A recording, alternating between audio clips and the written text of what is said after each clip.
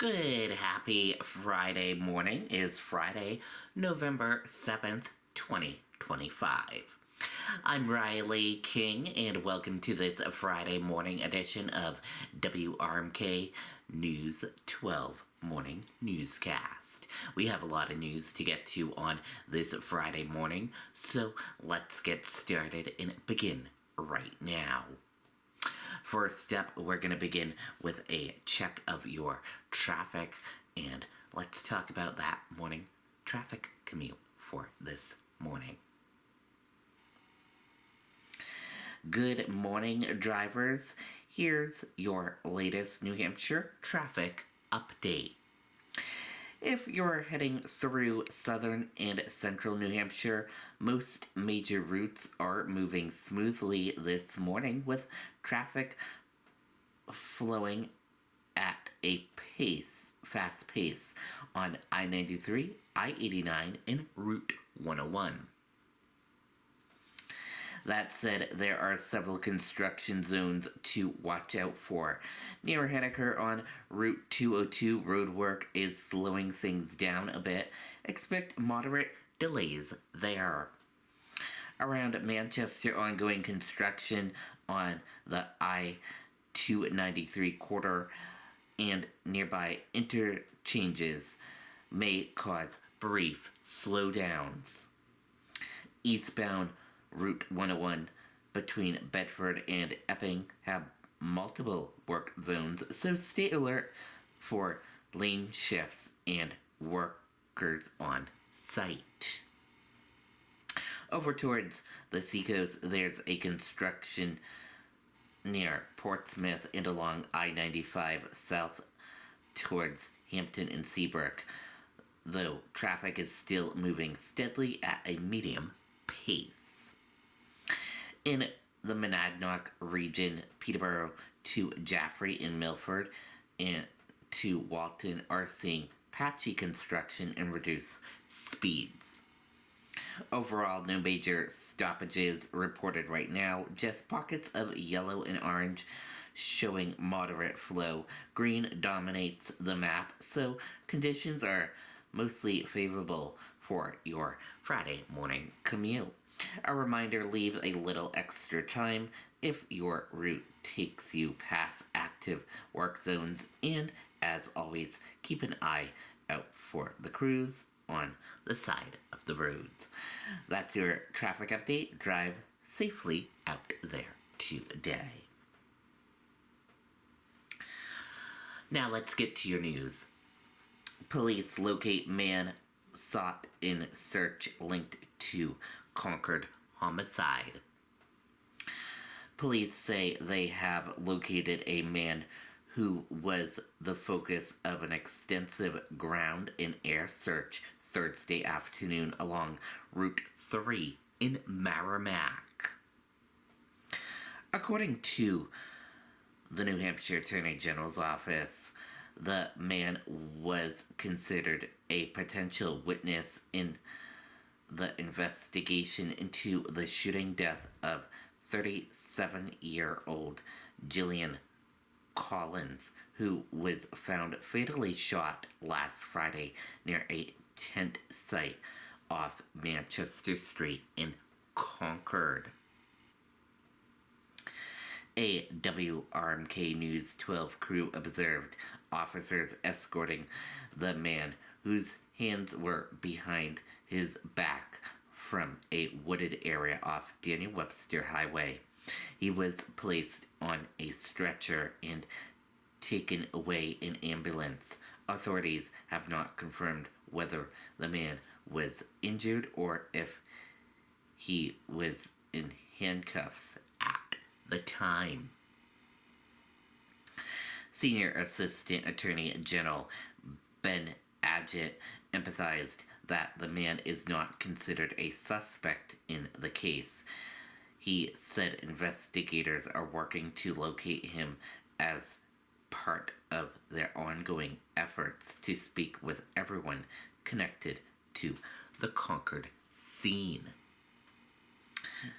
Just trying to locate somebody does not necessarily mean that they are a suspect or that they've done anything wrong whatsoever, Adjit said.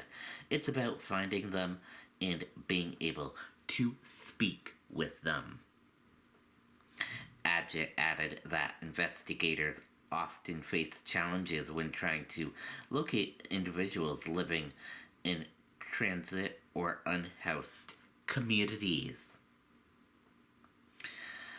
With regards to the population of individuals in different tent sites, it tends to be a very transit population, he said.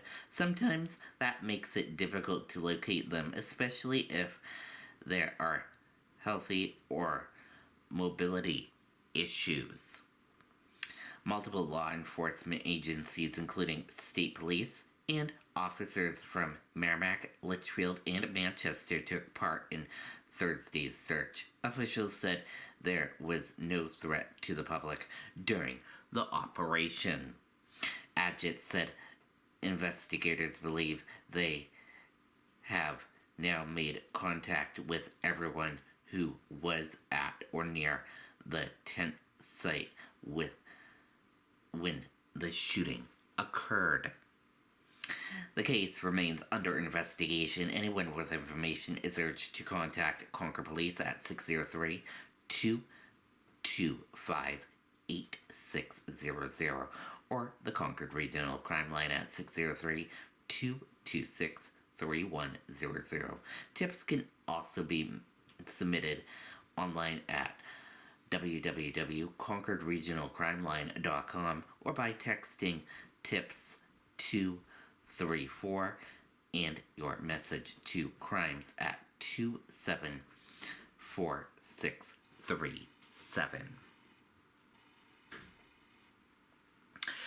Trial begins for man accused of killing pregnant woman in Ossipee.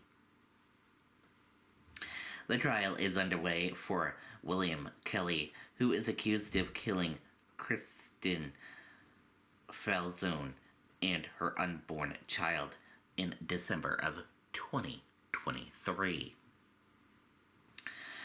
marking New Hampshire's first murder case involving the death of a fetus. Falzone, 8 months pregnant, was found dead in her Ossipee home on December 17th in 2023. Prosecutors say Kelly, her boyfriend, beat her to death inside the small home they shared.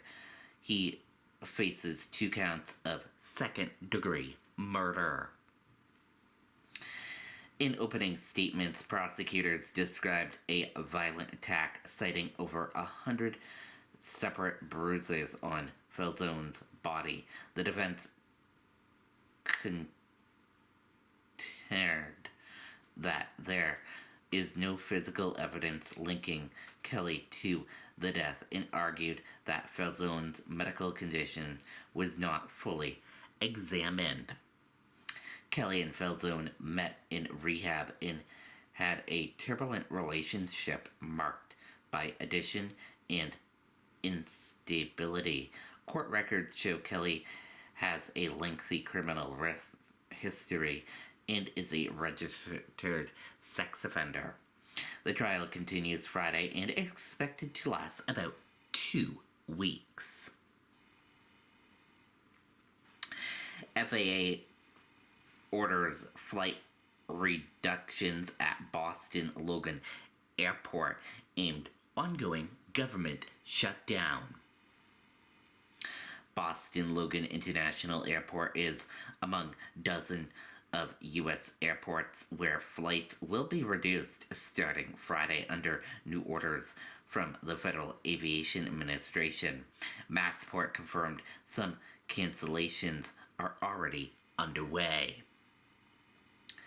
The FAA is directing a 10% reduction in air traffic across 40 major markets to maintain safety as the federal government shutdown enters its 37th day, now the longest in U.S. history. We are expecting airlines to reach out to passengers directly, said Massport spokesperson Benjamin Crowley, who urged travelers to confirm flight status before heading to the airport. Major carriers, including Delta, American, and United, said they plan to minimize disruptions to long-haul international routes. United also pledged to preserve flights between its major hub airports. Crowley said officials in Boston are coordinating with the FAA and airlines, but have limited details about which flights will be affected. We do anticipate delays and cancellations and strongly urge passengers to check with their airline before coming to the airport, he said. The FAA's staffing shortage, driven by unpaid air traffic controllers calling out of work, have already caused delays nationwide. Transportation Secretary Sean Duffy said the temporary reductions are necessary to ensure safety amid ongoing strain. Former Massport CEO Tom Kinton compared the expected disruptions to a nationwide snowstorm, warning that reworking schedules on such short notice could take time. Meanwhile, unpaid TSA officers and air traffic controllers are facing ongoing financial pressure as they prepare to miss a second paycheck. The TSA union has set up food pantries for affected employees in Maine, and Massport recently approved in a similar effect at Logan. People need to be focused on their job, said TSA union president. They're not focused on their job if they're worried about how they're going to pay for food or rent. Union officials said sick calls and resignations among TSA staff at Logan have increased since the shutdown began.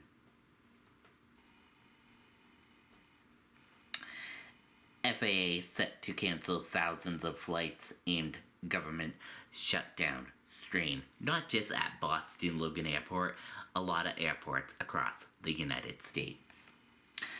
With less than 24 hours remaining before the Federal Aviation Administration begins canceling thousands of flights nationwide, officials say the move is aimed to easing pressure on air traffic controllers impacted by the ongoing government shutdown. The unprecedented step is intended to maintain safety as staffing shortages continue to grow. The FAA is expected to announce details of the flight reductions early Friday, affecting major airports and carriers across the country. Dash cam video shows UPS plane lost engine before fatal Louisville crash. 2 days after the UPS cargo plane crash in Louisville that killed at least 13 people, newly released dash cam video appears to show the jet had already lost 2 of its engines shortly after takeoff. Investigators say the footage could provide crucial evidence as they work to determine what caused the crash. 9 people remain missing, and search efforts are ongoing near the wreckage site. Federal officials have not yet confirmed what led to the apparent engine failure. The National Transportation Safety Board is expected to release primary findings in the coming days. And that does it for your Friday morning edition of your morning newscast right here on WRMK News 12. Thank you for tuning in and watching. Enjoy the rest of your day, and see you back here later on today for another broadcast. Bye.